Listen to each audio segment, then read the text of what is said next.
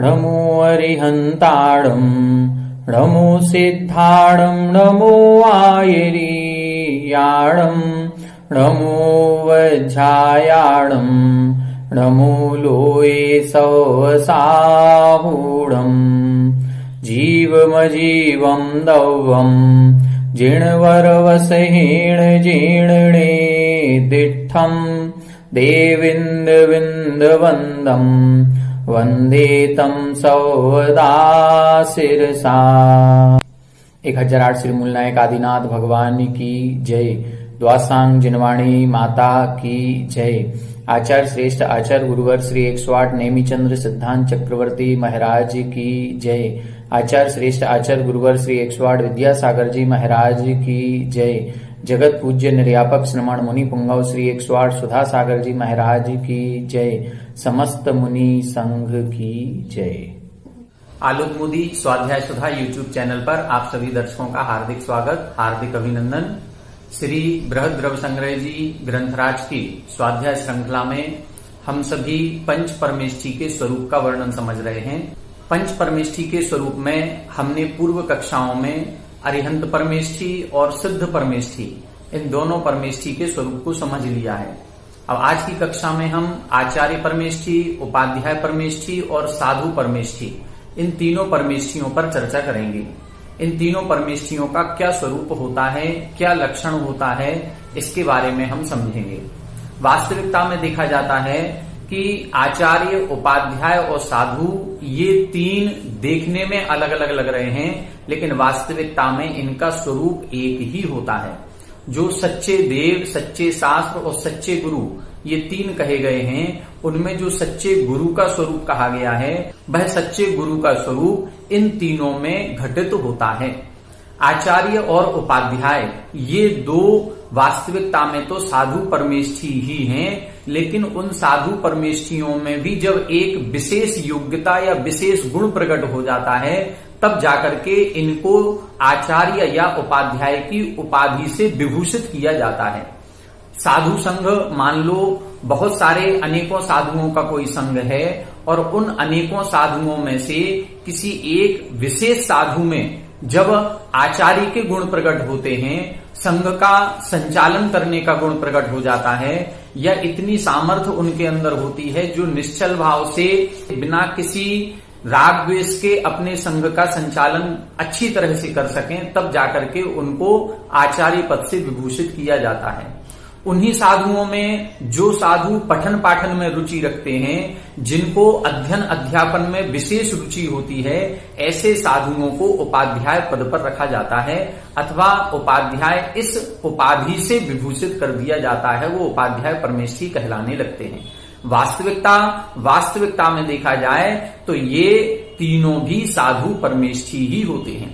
इसीलिए जहां पर चत्तारी मंगल या चत्तारी उत्तमा या चत्तारी शरणम पवजामी, 4 शरण 4 मंगल या 4 उत्तम का कथन किया जाता है, वहां पर अरिहंतों को लिया, सिद्धों को लिया और साधुओं को लिया, और चौथा लिया केवली भगवान के द्वारा कहा हुआ धर्म।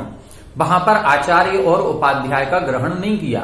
तो प्रश्न मन में आ सकता है कि आखिर आचार्य उपाध्याय का ग्रहण क्यों नहीं किया? ये तो साधु परमेष्ठियों में श्रेष्ठ पद है, वो इसलिए ग्रहण नहीं किया कि वास्तविकता में तो ये तीनों भी साधु ही होते हैं, ये एक उपाधि विशेष होती है। और जब हम आगम ग्रंथों को पढ़ेंगे तो आगम ग्रंथों में ये कहा गया है कि कोई भी साधु को जब आचार्य या उपाध्याय की उपाधि दे दी जाती है तब वह उपाधि भी एक प्रकार से परिग्रह मानी जाती है। और जब संलेखना या समाधि पूर्वक मरण किया जाता है तो ये जितने भी आचार्य और उपाध्याय होते हैं ये अपने पद का त्याग करते हैं और सामान्य साधु के रूप में ही अपनी समाधि या संलेखना स्वीकार करते हैं। और यदि किसी साधु का आचार्य या उपाध्याय पदवी के साथ मरण होता है तो ऐसा कहा जाता है कि ये मरण ठीक नहीं हुआ, उनको अपना आचार्य पद मरण के पूर्व छोड़ देना चाहिए। आकस्मिक कोई घटना हो जाती है तो एक अलग बात है, लेकिन सामान्य से जब वृद्धावस्था हो जाती है और संघ का संचालन अन्य अनेक साधु कर सकते हैं, तब आचार्य अपने आचार्य पद को किसी एक श्रेष्ठ मुनि को देकर के अपने आचार्य पद का त्याग करते हैं और फिर किसी अन्य साधु के या उन्हीं साधु के निर्देशन में अपने समाधि या संलेखना को स्वीकार करते हैं। तो ये तीनों भी आचार्य, उपाध्याय और साधु, ये तीनों मुनि कहलाते हैं। इनमें सच्चे गुरु की परिभाषा घटित होती है। आचार्य समंतभद्र स्वामी जी ने रत्नकरंडक श्रावकाचार में साधु की परिभाषा या सच्चे गुरु की परिभाषा लिखी। विषयासा वसाती तो निरारंभो परिग्रह, ज्ञान ध्यान तपो रक्तः तपस्वी सह प्रशस्यते। वहां उन्होंने स्पष्ट लिखा सच्चा गुरु कैसा होना चाहिए। तो जो पंचेंद्रिय के विषयों की आशा से रहित होते हैं, अर्थात पंचेंद्रिय विषयों पर जिनको इष्ट अनिष्ट की बुद्धि नहीं होती, जो पंचेंद्रिय विजय प्राप्त कर लेते हैं, जिन्होंने अपनी इंद्रियों पर और मन पर विजय प्राप्त कर ली है, ऐसे सच्चे गुरु होते हैं। और कैसे होते हैं? निरारंभो परिग्रह, जो आरंभ और परिग्रह से रहित होते हैं, हिंसात्मक कोई भी कार्य नहीं करते हैं, जिन्होंने पांचों पापों का सूक्ष्म रूप से त्याग कर दिया है और अहिंसा आदि पांचों महाव्रतों को स्वीकार किया है। तो आरंभ से रहित हैं और परिग्रह से भी रहित हैं, जो एक धागा मात्र भी अपने पास नहीं रखते हैं। मात्र संयम का उपकरण पिच्छी और कमंडलू उनके साथ होता है, या ज्ञान का उपकरण कुछ शास्त्र उनके साथ हो सकते हैं। इसके अलावा अन्य कोई भी परिग्रह जो अपने साथ नहीं रखते हैं। और उनकी चर्या कैसी होती है? तो ज्ञान ध्यान तपो रखता, जो हमेशा ज्ञान में, अर्थात ज्ञान कैसे प्राप्त करें, शास्त्रों के अभ्यास में अथवा ध्यान में, अपने आत्मा के ध्यान में लगे रहते हैं, अथवा विशेष साधना तपस्या आदि में लगे रहते हैं, निरत रहते हैं। ऐसे ही सच्चे गुरु कहलाते हैं। तो सच्चे गुरु का ये जो लक्षण कहा गया है कि जो पंचेंद्रिय के विषयों की आशा से रहित होते हैं, ज्ञान ध्यान तप में लीन रहते हैं, आरंभ परिग्रह से रहित होते हैं, ये तीनों भी विशेषण आचार्य, उपाध्याय और साधु, इन तीनों परमेष्ठियों में समाहित होते हैं। जो आचार्य और उपाध्याय होते हैं, ये साधु तो होते ही होते हैं। जब इनके मूल गुणों की चर्चा की जाती है तो आचार्य महाराज के 36 मूल गुण कहे गए, उपाध्याय परमेष्ठी के 25 मूल गुण कहे गए और साधु परमेष्ठी के 28 मूल गुण कहे जाते हैं। तो जो आचार्य और उपाध्याय के 36 और 25 मूल गुण कहे गए हैं, ये अतिरिक्त मूल गुण हैं। साधु परमेष्ठी के जो 28 मूल गुण हैं, वो 28 मूल गुणों का पालन तो आचार्य भी करते हैं और उपाध्याय भी करते हैं। ऐसा नहीं है कि साधु परमेष्ठी 5वें नंबर पर हैं, उनके 28 मूल गुण, और उपाध्याय 4थे नंबर पर हैं, उनके 25 मूल गुण।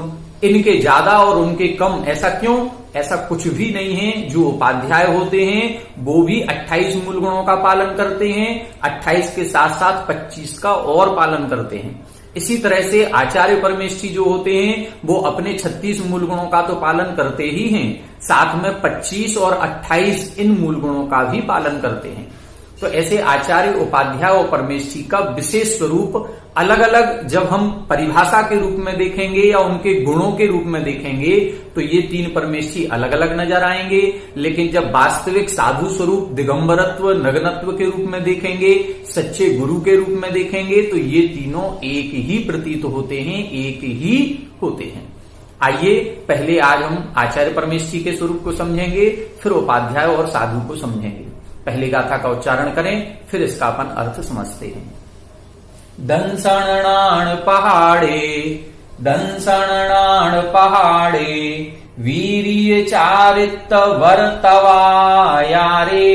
वीर्य चारित वर्तवायारे, अप्पम परम च जुञ्जयि, अप्पम परम च जुञ्जयि, सोआइर्यो मुनिजेयो, सोआइर्यो मुनिजेयो। दंसणाण पहाड़े, दंसणाण पहाड़े, वीर्य चारित वर्तवायारे, वीर्य चारित वर्तवायारे, अप्पम परम च जुञ्जयि, अप्पम परम च जुञ्जयि, सोआइर्यो मुनिजेयो, सोआइर्यो मुनिजेयो। एक बार आप लोग उच्चारण करें।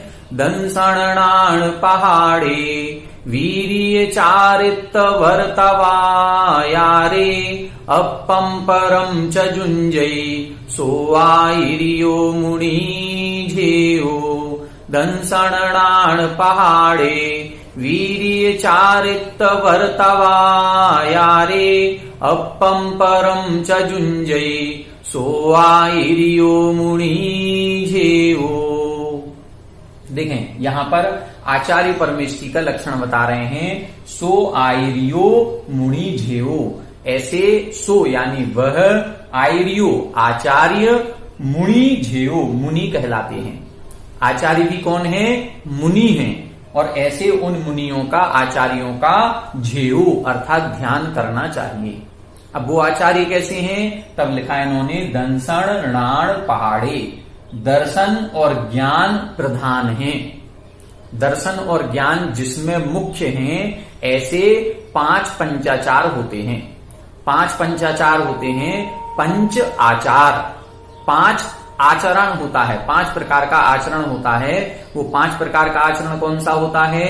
दर्शनाचार, ज्ञानाचार, चरित्राचार, तपाचार और वीर्याचार। आयार ये शब्द सभी में लग जाएगा। दंसण आयार अर्थात दर्शनाचार, णाण आयार ज्ञानाचार, वीर्य आयार वीर्याचार, चरित्र आयार यानी चरित्राचार और वर यानी श्रेष्ठ, तव आयार यानी तपाचार। तो ऐसे 5 प्रकार का आचरण जो अप्पम परम च जुंजई, जो अप्पम यानी स्वयं भी पालन करते हैं और परम च जुंजई, जुंजई यानी युक्तई, जो युक्त होते हैं, जो इन 5 प्रकार के आचरण को स्वयं भी पालन करते हैं और परम च जुंजई और दूसरों से भी पालन करवाते हैं, सो आयरियो ऐसे मुनिराजों को आचार्य कहते हैं। सारे जितने भी आचार्य हैं ये सभी मुनि होते हैं, लेकिन उन मुनियों में एक विशेष गुण होता है। वो विशेष गुण कौन सा है? कि 5 पंचाचारों का जो स्वयं भी पालन करते हैं और इतनी सामर्थ्य रखते हैं कि अपने निर्देशन में जितने संघ के और साधु हैं उनको भी इन 5 पंचाचार को पालन करवाने के लिए प्रेरित करते हैं। अर्थात उन संघ के सभी साधुओं को भी इन 5 पंचाचारों का निर्दोष रीति से पालन करवाते हैं। तो 5 पंचाचार कौन कौन से? दर्शनाचार, ज्ञानाचार, चरित्राचार, वीर्याचार और तपाचार। दर्शनाचार क्या कहलाता है? दर्शन। दर्शन का मतलब है सम्यक दर्शन। हमारा सम्यक दर्शन कैसे दृढ़ हो, सम्यक दर्शन दृढ़ता पूर्वक कैसे पालन होता है, सम्यक दर्शन के योग्य आचरण कैसा होना चाहिए। तो सम्यक दर्शन का आचरण 8 अंग से सहित होता है और 25 दोषों से रहित होता है। यदि किसी साधु के मन में सम्यक दर्शन के प्रति या अपने जिनागम के प्रति, अपने जैन शास्त्रों की जो चर्या कही गई है, मोक्ष मार्ग कहा गया है, उसके प्रति थोड़ा भी मन में संदेह उत्पन्न होता है, केवली भगवान के द्वारा जो कहा गया है उसमें थोड़ा भी संदेह होता है, तो उस संदेह को दूर करते हैं, उनको जिनागम में पुनः दृढ़ करते हैं। तो जो सम्यक दर्शन है, जो हमारी श्रद्धा है, उसको दृढ़ता पूर्वक पालन करते हैं और करवाते हैं। ना तो अपने मन में जिनागम के प्रति, जिनवाणी के प्रति संदेह उत्पन्न करते हैं, और यदि किसी अन्य साधु के मन में कोई संदेह आदि आ जाता है, शंका आदि हो जाती है, तो उनको भी अच्छी तरह से निराकरण करते हैं। 8 अंगों का स्वयं पालन करते हैं और 8 अंगों का पालन अन्य मुनिराजों से भी करवाते हैं। इस प्रकार से जो दर्शनाचार अर्थात सम्यक दर्शन के योग्य आचरण होता है, वह सम्यक दर्शन के योग्य आचरण का निरतिचार पालन करते हैं। 25 दोषों से स्वयं भी रहित होते हैं और अन्य साधुओं को भी ऐसा उपदेश देते हैं, ऐसी प्रेरणा देते हैं कि उनके सम्यक दर्शन में रंच मात्र भी दोष न लगे। इसको बोलते हैं दर्शनाचार। ज्ञानाचार कैसे कहते हैं? ज्ञानाचार का मतलब है जैसे सम्यक दर्शन के 8 अंग होते हैं, ऐसे ही सम्यक ज्ञान के भी 8 अंग होते हैं। आचार्य अमृत चंद्र स्वामी जी ने पुरुषार्थ सिद्धि उपाय ग्रंथ में इन 8 अंगों की चर्चा की है। उधर उन्होंने एक श्लोक लिखा, ग्रंथार्थो भय पूर्णम, मतलब शब्दाचार, अर्थाचार, उभयाचार, कालाचार, बहुमानाचार, अनिन्नवाचार, उपधानाचार, विनयाचार। इस प्रकार से ये 8 प्रकार का ज्ञानाचार होता है। सम्यक ज्ञान का पालन कैसे करना है। किसी शास्त्र का स्वाध्याय करें तो शास्त्र का स्वाध्याय करते समय इन 8 बातों का ध्यान रखना अत्यंत आवश्यक होता है। तो इन 8 बातों को, ये 8 बातें कौन कौन सी हैं? सबसे पहले किसी शास्त्र का हम वाचन करें तो शुद्धता पूर्वक करें, उनके उच्चारण की शुद्धि रखें। दूसरा होता है अर्थाचार। जो शब्द हम पढ़ रहे हैं, जो स्तोत्र पढ़ रहे हैं, जो गाथाएं हम पढ़ रहे हैं, उन गाथाओं का अर्थ भी समझें, इसको बोलते हैं अर्थाचार।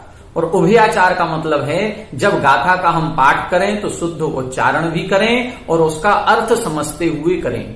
भक्तामर स्तोत्र जी का पाठ कर रहे हैं तो उसके शब्दों का शुद्ध उच्चारण करें और उसमें क्या बात कही गई है उसके अर्थ को समझते हुए, इसको बोलते हैं उभयाचार।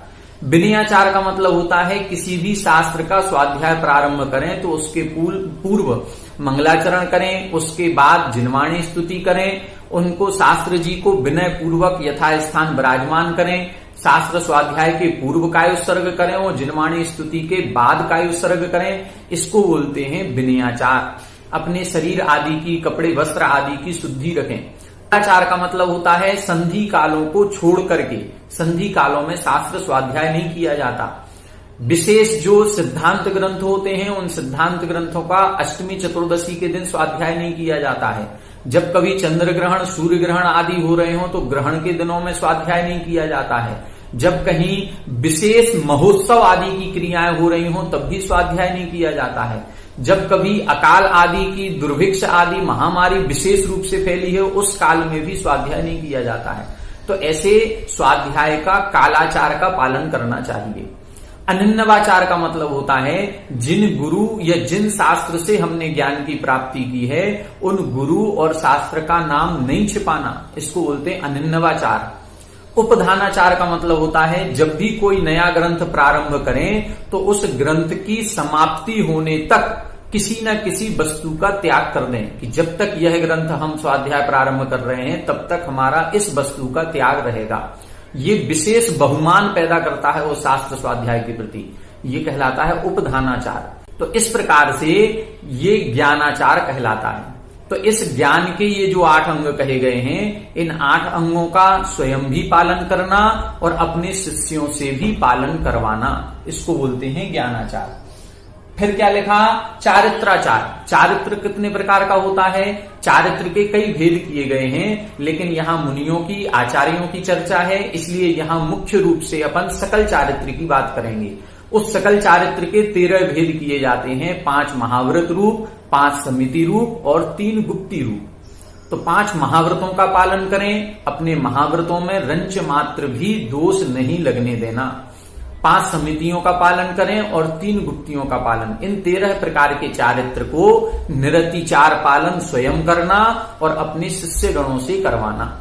यदि इन चारित्र के पालन करने में कहीं दोष लग जाता है तो प्रायश्चित्त आदि देना।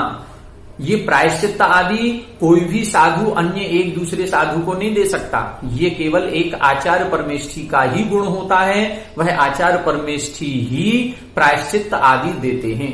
प्रायश्चित्त ग्रंथ जो होते हैं उन ग्रंथों का स्वाध्याय भी अन्य सामान्य साधु नहीं करते हैं, वो आचार्य परमेष्ठी ही उनका स्वाध्याय करते हैं और प्रायश्चित्त के 10 दोष होते हैं, उन 10 दोषों को टाल करके फिर दंड आदि या जो भी प्रायश्चित्त दिया जाता है उसको देते हैं। तो जो प्रायश्चित्त आदि देते हैं उनको आचार्य परमेष्ठी कहते हैं। फिर है वीर्याचार। वीर्याचार का मतलब होता है अपनी शक्ति को नहीं छिपाना। आचार्य परमेष्ठी स्वयं भी, हमारी आज मान लो शक्ति है कि हम 2 दिन का उपवास कर सकते हैं, हम 3 दिन का उपवास कर सकते हैं, या हम 3 दिन तक खड़े रह करके सामायिक कर सकते हैं, या हम जो सामायिक आदि कर रहे हैं इसमें विशेष प्रकार से साधना की जा सकती है। तो वो विशेष अपनी शक्ति को नहीं छिपाते हुए विशेष 12 तपों में रत हो जाना, इसको बोलते हैं वीर्याचार। ये स्वयं भी करेंगे और अपने अन्य शिष्यों से भी करवाएंगे। अन्य शिष्य में यदि किसी शिष्य की शक्ति है तो उसको प्रेरित करेंगे विशेष साधना करने के लिए, इसको बोलते हैं वीर्याचार। और तपाचार। तपाचार का मतलब होता है 12 प्रकार के तपों को तपना, 6 अंतरंग तप और 6 बहिरंग तप। इन तपों में स्वयं भी प्रेरित होकर के स्वयं भी करना और अन्य साधुओं को भी विशेष तप साधना आदि के लिए प्रेरित करना। इस प्रकार से 5 पंचाचार होते हैं, जिनमें ये दर्शनाचार और ज्ञानाचार प्रधान हैं। तो जिसमें दर्शनाचार और ज्ञानाचार प्रधान हैं, ऐसे 5 पंचाचार दर्शनाचार, ज्ञानाचार, वीर्याचार, चरित्राचार और श्रेष्ठ तपाचार, इन 5 पंचाचार में अप्पम परम च जुंजई, जो अपने आप को और पर को दोनों को युक्त करते हैं, लगाते हैं, उनको सो मुनि आयर्यो, ऐसे मुनिराजों को आचार्य कहते हैं। सो मुनि झेयो, उन मुनिराजों का, उन आचार्य परमेष्ठी का ध्यान करना चाहिए। ये आचार्य की विशेषता होती है, जो संघ के नायक होते हैं, शिक्षा दीक्षा आदि देते हैं, प्रायश्चित्त आदि देते हैं और संघ का संचालन करते हैं, 5 पंचाचारों का स्वयं पालन करते हैं और अन्य साधुओं से करवाते हैं, वो आचार्य परमेष्ठी कहलाते हैं। ये उन साधुओं में कोई एक साधु ऐसा होगा जिसको उनके गुरु आचार्य परमेष्ठी अपना पद दे देते हैं और उनको आचार्य बना दिया जाता है। तो इस प्रकार से आचार्य परमेष्ठी होते हैं। अब उपाध्याय परमेष्ठी का क्या स्वरूप होता है, इसको हम अगली गाथा में समझेंगे। आइए देखें, इस गाथा में अब उपाध्याय परमेष्ठी का लक्षण बता रहे हैं। उपाध्याय परमेष्ठी किसे कहते हैं, उनका स्वरूप क्या होता है। पहले गाथा का उच्चारण करें, फिर इसका अपन अर्थ समझते हैं।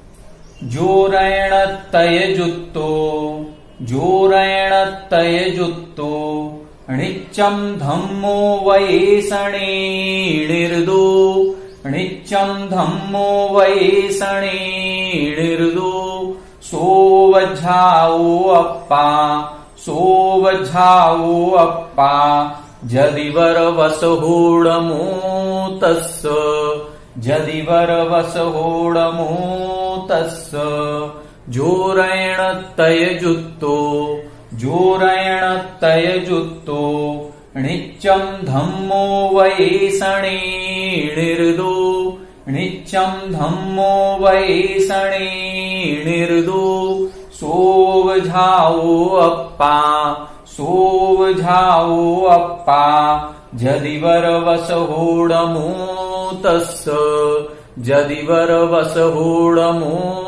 तस्स। एक बार आप लोग उच्चारण करें।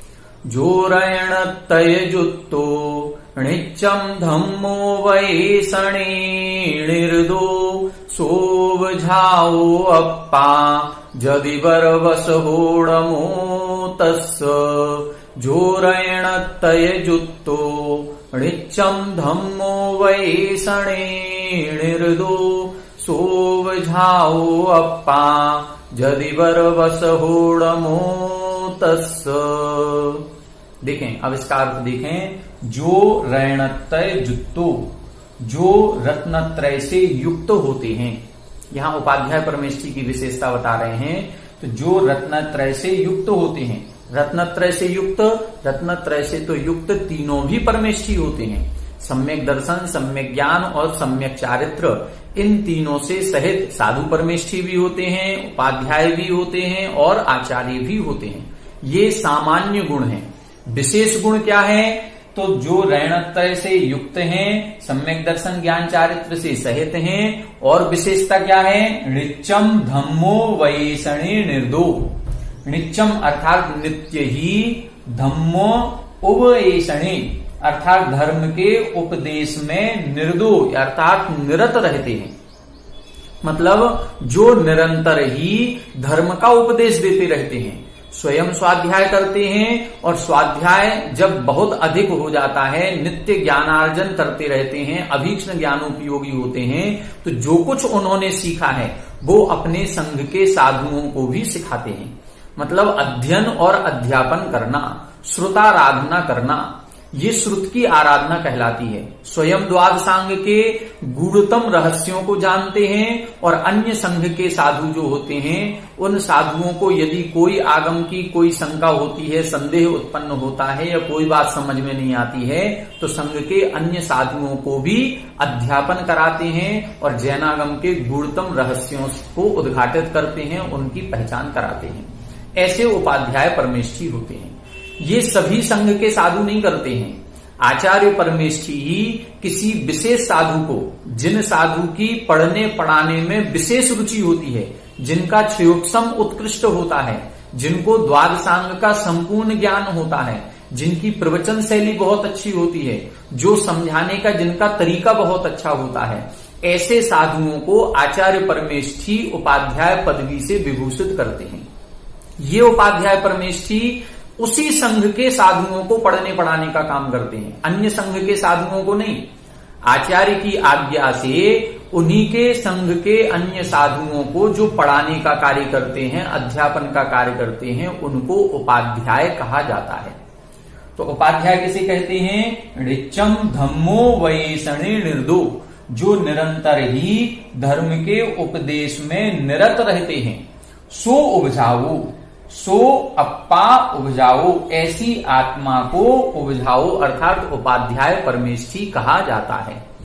ये कैसे होते हैं? जदिवर वसुहो, जदिवर यानी यतिवर, यतिवर का मतलब मुनिवरों में, वसुहो यानी वृषभ होते हैं, श्रेष्ठ होते हैं। जितने संघ हैं, मान लो एक संघ में 700 मुनिराज हैं, उन 700 मुनिराजों में एक तो आचार्य हो गए और बाकी के जितने 700 मुनिराज हैं उनमें से 1, 2, 4 या 10 कितने भी उपाध्याय परमेष्ठी हो सकते हैं, जो संघ के अन्य साधुओं को पढ़ने पढ़ाने का कार्य करते हैं। तो उन सभी संघों के जितने साधु हैं, उन साधुओं में जो श्रेष्ठ हैं, यदिवर वसुहु, यतिवरों में जो वृषभ प्रधान होते हैं, श्रेष्ठ होते हैं, सो उपजाऊ अप्पा, ऐसे वो उपाध्याय परमेष्ठी हैं। अड़मो तस्य, उनको नमस्कार हो। ये उपाध्याय परमेष्ठी का वर्णन पंच नमस्कार मंत्र में मिलता है। 5 परमेष्ठियों में इनका स्वरूप भी वर्णित है, इनका ध्यान भी करना चाहिए। लेकिन अभी तक जो प्रथमान योग के ग्रंथ हमारे पढ़ने में आए हैं, हमें कहीं भी प्रथमान योग के ग्रंथों में कोई भी उपाध्याय परमेष्ठी नहीं मिले। आचार्यों के नाम कई सारे मिले, साधु कई सारे हैं, लेकिन कोई उपाध्याय भी रहे हैं या किसी संघ में ये मुनिराज उपाध्याय थे और संघ में पठन पाठन का कार्य करते थे, ऐसा कोई वर्णन अभी तक देखने में नहीं आया। यदि आप लोगों के देखने में कहीं आया हो तो जरूर सूचित करें। वर्तमान में जितने आचार्य संघ हैं, इन आचार्य संघों में कुछ नाम साधुओं के उपाध्याय परमेष्ठी के रूप में प्रसिद्ध हैं। जैसे अभी एक आचार्य महाराश्री की समाधि हो गई, आचार्य ज्ञान सागर जी की। ये पहले उपाध्याय ज्ञान सागर महाराश्री कहलाते थे, इनको उपाध्याय ज्ञान सागर जी कहा जाता है। एक है उपाध्याय गुप्ती सागर जी, एक है उपाध्याय निर्भय सागर जी। तो ऐसे कुछ उपाध्याय आज वर्तमान में दृष्टिगोचर हो रहे हैं, जिनका ज्ञान अच्छा है या जो संघ में पठन पाठन का कार्य करते होंगे। लेकिन अभी तक जो हमारे ग्रंथ लिखे गए हैं प्रथमान योग के, उन प्रथमान योग के जितने भी हमने 63 सलाका पुरुषों का वर्णन पढ़ा, उनमें कहीं भी उपाध्याय परमेष्ठी का वर्णन इस रूप में नहीं पढ़ा कि ये मुनिराज उपाध्याय परमेष्ठी थे। लेकिन आगम ग्रंथों में आया है कि उपाध्याय परमेष्ठी होते हैं। ये 11 अंग 14 पूर्व के पाठी कहे जाते हैं। 11 अंग 14 पूर्व के पाठी इनके मूल गुण कहलाते हैं। 25 मूल गुण हैं, 11 अंग और 14 पूर्व। ये संपूर्ण द्वादशांग के भी पाठी हो सकते हैं। द्वादशांग में और 11 अंग 14 पूर्व में क्या अंतर है? द्वादशांग का मतलब है 12 अंग। उन 12 अंगों में से जो 12वां अंग है, उस 12वें अंग के 5 भेद होते हैं। उन 5 भेदों में एक भेद होता है पूर्वगत, उस पूर्वगत के 14 भेद होते हैं। तो इनको जो उपाध्याय परमेष्ठी होते हैं, ये 11 अंग का पूरा ज्ञान रखते हैं और 12वें अंग के 14 पूर्वों का ज्ञान रखते हैं। इसलिए इनके गुण 11 अंग और 14 पूर्व, ऐसे 25 मूल गुण कहलाते हैं। तात्पर्य केवल इतना है कि वर्तमान में जो उपाध्याय परमेष्ठी हैं, इनको 11 अंग और 14 पूर्वों का तो ज्ञान नहीं है, क्योंकि अंग और पूर्व का ज्ञान अभी वर्तमान में है ही नहीं। हम अब सब अंग बाह्य का ज्ञान कर रहे हैं। जो 11 अंग के आधार पर हमारे शास्त्र लिखे गए हैं, हम बहुत अल्प ज्ञानी हैं।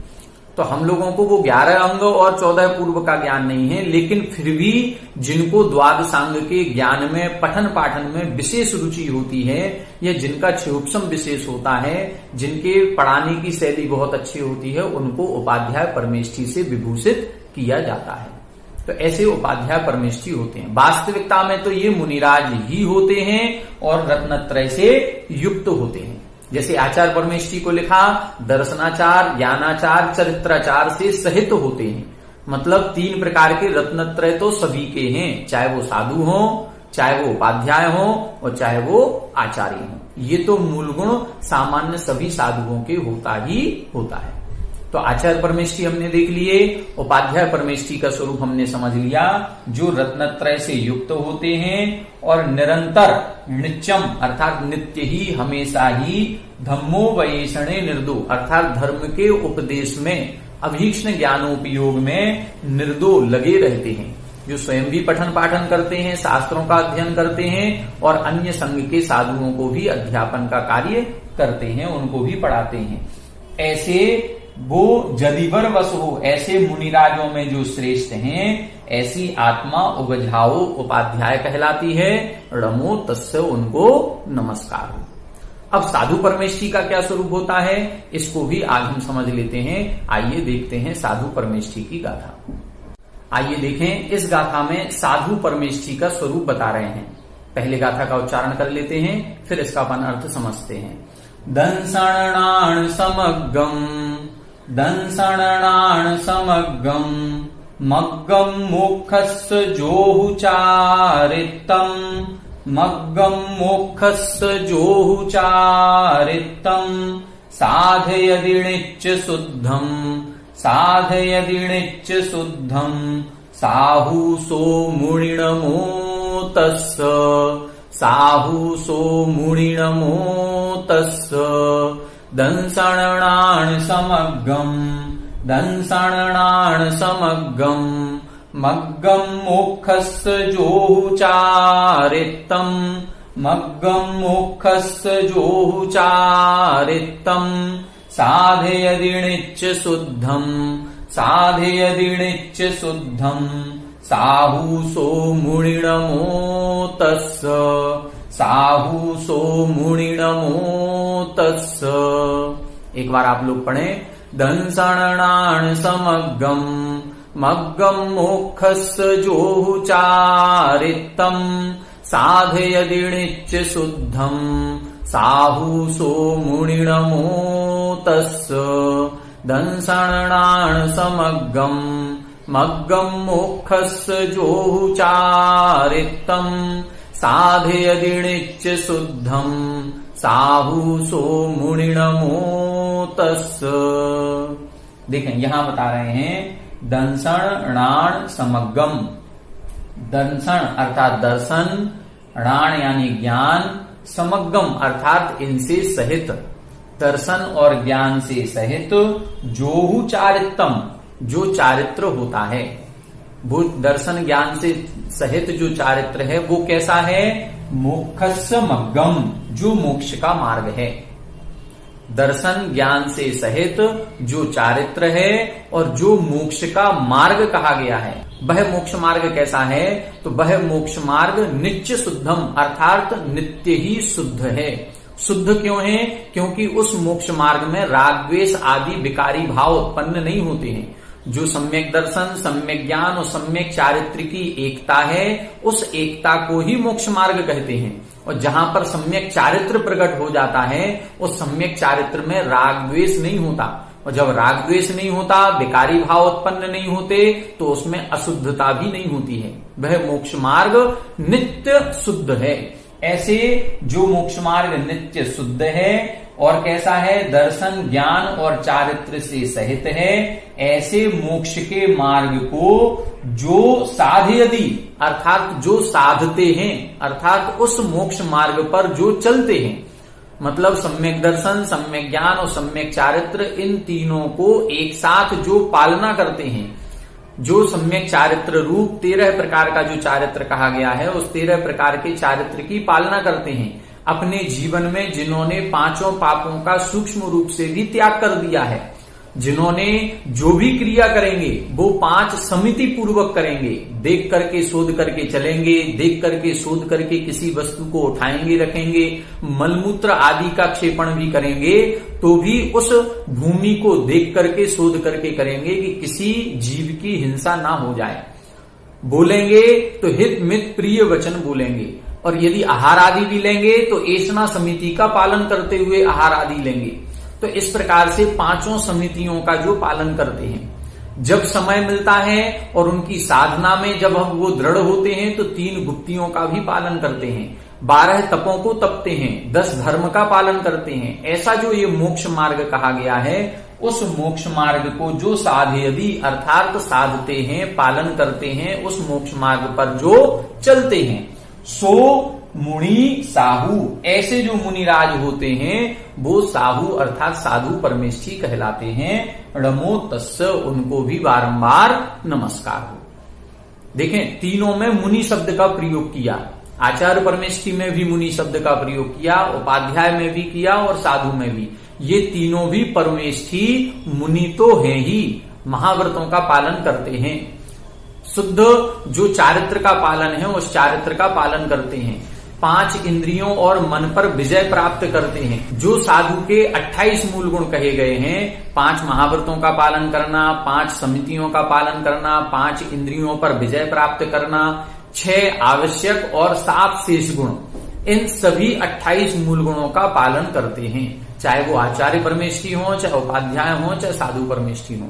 तो इस प्रकार से जो 28 मूल गुणों का स्वयं पालन करते हैं, दर्शन ज्ञान चारित्र से सहित हैं, और दर्शन ज्ञान चारित्र से सहित जो मोक्ष मार्ग को साधयदि अर्थात साधना करते हैं, स्वयं पालन कर रहे हैं, उस मोक्ष मार्ग पर चल करके दिखा रहे हैं, ऐसे साधु परमेष्ठी होते हैं। ऐसे साधु परमेष्ठी को नमो तस्य नमस्कार हो, इनका ध्यान करना चाहिए। तो आज की कक्षा में हमने आचार्य, उपाध्याय और साधु परमेष्ठी पर विशेष चर्चा की। आचार्य परमेष्ठी कैसे होते हैं? जो संघ के नायक होते हैं, शिक्षा दीक्षा देते हैं, प्रायश्चित्त आदि देते हैं, 5 पंचाचारों का स्वयं पालन करते हैं और अन्य अपने साधु गणों से, संघ के सभी साधुओं से करवाते हैं, ऐसे आचार्य परमेष्ठी होते हैं। वर्तमान में कई आचार्य संघ विराजमान हैं। सर्वश्रेष्ठ आचार्य आप विद्यासागर जी महाराज श्री को देखें, उनकी चर्या को देखें तो साक्षात आचार्य परमेष्ठी का स्वरूप हमको नजर आ जाएगा। उपाध्याय परमेष्ठी किसे कहते हैं? जो संघ में पठन पाठन का कार्य करते हैं, जो विशेष ज्ञानी होते हैं, जिनका क्षयोपशम बहुत अच्छा होता है और जिनको ज्ञान आराधना में ही रुचि रहती है, जो अभीक्ष्ण ज्ञानोपयोगी होते हैं, अपने समय का रंच मात्र भी, एक भी सेकंड, एक भी मिनट बर्बाद नहीं करते, गृहस्थों से इधर उधर की चर्चाएं नहीं करते, जब भी उनको समय मिलता है केवल शास्त्र के अध्ययन अध्यापन में लगे रहते हैं, ऐसे साधुओं को उपाध्याय परमेष्ठी कहा जाता है। वर्तमान में भी कई सारे साधु ऐसे हैं जो निरंतर अभीक्ष्ण ज्ञानोपयोगी होते हैं और उनके ज्ञान से पूरी समाज लाभान्वित हो रही है। पूज्य मुनि पुंगव श्री 108 सुधासागर महाराज श्री को देखें, उनके ज्ञान का कोई पार नहीं है। भले ही उनको उपाध्याय परमेष्ठी से विभूषित नहीं किया गया है, लेकिन वो किसी उपाध्याय से भी कम नहीं है। वर्तमान में जो मुनि श्री प्रमाण सागर जी हैं, इनका शंका समाधान, इनका जिज्ञासा समाधान देखें, पूरे देश की और विदेशों की जो भी जैन समाज है, इनके जो शंकाओं का जो समाधान इनके द्वारा प्राप्त होता है उससे लाभान्वित हो रही है और अपने जीवन को चारित्रमय बना रही है, अपने जीवन को भी शुद्ध कर रही है। मुनि श्री प्रणम्य सागर जी को देखें, प्रणम्य सागर जी का ज्ञान भी बड़ा अद्भुत है। संस्कृत प्राकृत के प्रकांड विद्वान हैं, कई सारे ग्रंथ उन्होंने लिख दिए। आरिका ज्ञानमती माताजी, पूर्णमती माताजी और अन्य बहुत सारे साधु संघ ऐसे हैं जिनको बड़ी रुचि होती है ज्ञान आराधना में। पूर्णमती माताजी को देखें, आरिका ज्ञानमती माताजी और विज्ञानमती माताजी, इनको देखें, इन्होंने अपना पूरा जीवन शास्त्र लेखन में, विधान आदि के लेखन में कर दिया।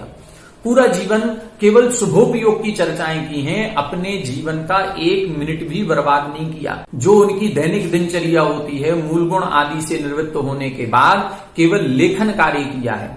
तो ऐसे कई सारे साधु ऐसे हैं जो निरंतर ज्ञानोपयोग की साधना में लगे रहते हैं।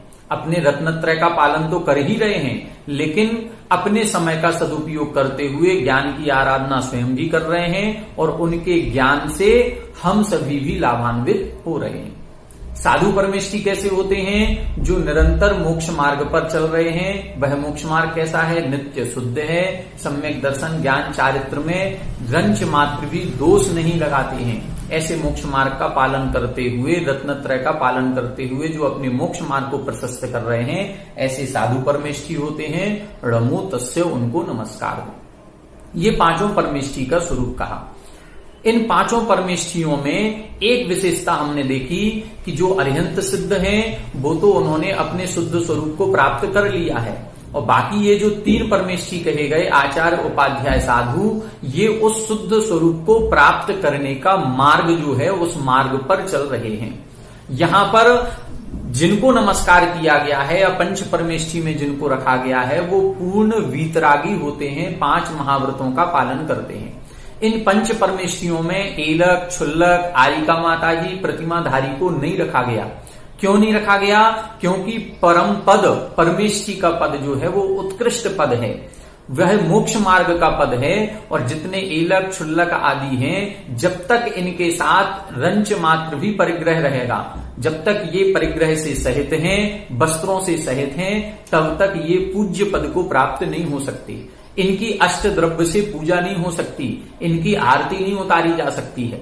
आज वर्तमान में कई सारी विडंबनाएं ऐसी हो गई हैं कि आरिका माता जी की भी अष्ट द्रव्य से पूजा होने लगी, उनकी भी प्रदक्षिणा होने लगी, नवदा भक्ति होने लगी, आरती आदि उतारी जाने लगी, जो कि आगम में कहीं ऐसा कथन नहीं है, ऐसा नहीं होना चाहिए। पंच परमेष्ठी के पद में साधु परमेष्ठी को रखा गया, जो पूर्ण वीतरागी होते हैं, दिगंबर होते हैं, 28 मूल गुणों का पालन करते हैं, वही पंच परमेष्ठी के पद को प्राप्त होते हैं। उन्हीं की पूजा अर्चना आरती आदि की जानी चाहिए। तो इस प्रकार से इन पांचों परमेष्ठी के स्वरूप को समझने के बाद अब हमें निरंतर ही, जब भी हम सामायिक करें, जाप करें, तो जाप करते समय नमोकार मंत्र आदि जब भी पढ़ें, इन पांचों परमेष्ठियों के स्वरूप का चिंतन, मनन, उनका ध्यान हमारे आना चाहिए। और प्रयास ऐसा करें कि जीवन में एक समय ऐसा भी आए जब हम भी इन पंच परमेष्ठियों में विराजित हो सकें। पहले हम मुनि पद पर विराजित होंगे, साधु परमेष्ठी बने, और फिर साधु परमेष्ठी बनने के बाद विशेष साधना तपस्या आदि करके अरिहंत और अरिहंत के बाद सिद्ध पद को प्राप्त कर सकें। ऐसी मंगल भावना है। इसी मंगलमयी भावना के साथ आज की कक्षा को यहीं विराम देते हैं। आगे की कक्षा में और ध्यान का स्वरूप क्या कहा गया है, आचार्य नेमिचंद स्वामी जी ने निश्चय ध्यान, परम ध्यान का लक्षण आगे की गाथाओं में बताया है, उसको समझने का प्रयास करेंगे। आप सभी लोग हमारे साथ बने रहें। सभी को जय जय।